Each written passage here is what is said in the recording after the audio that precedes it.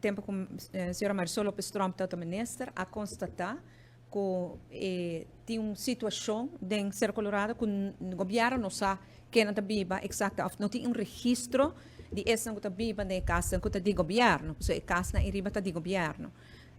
A começar a fazer algum registro não para ser voluntário e essa não está assim, tem um vista agora aqui, mas a base de Kiko o título que cada pessoa tem, essa não está assim fácil para haja. Bopor tem diferentes situações, bopor tem gente tem huur, contrato de huur com o governo, dus casa de governo, então não está huur, bota haja também que tem gente portati na erfpacht, e não está viva dentro, tem gente com a direita e casa, pero casa não está de não, essa é uma complicação bastante de grado bastante alto.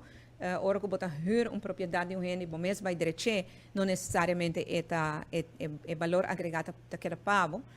Assim tem diferente e tem um aspecto também, se é todo local que o ex-ministro Trump é tempo é enfocar e que está empregado na DIDEP, que tem casa na ideia, sendo que manejo de governo é tempo está ainda, que no momento que se você é empregado de DIDEP, você tem menos chance para hire terreno, casa, etc.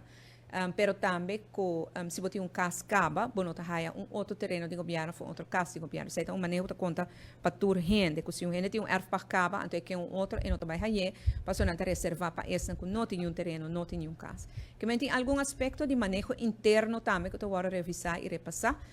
E nós espera, esta é uma fase final, basta tempo acaba de uma fase final, sim. Espera de haja e resultado pronto. Não, queremos, nós põe a pressão riba oficina aqui na companhia aqui forensico que agora escolhi tempo para esse trabalho e para mim é importante para o resultado, nós pagamos 100, cantengo não haya resultado na dia investigação, nós temos gente pendente e a trova me avisa sempre, não está turcos para um sim, pero botin ko hay um contesta por lo menos. Essa é a forma que o governo tem que operar. E nós temos que acabar com tudo isso. Que me porta seguro, uma vez que a investigação aqui queda clara, nós estamos a actuar segundo a recomendação.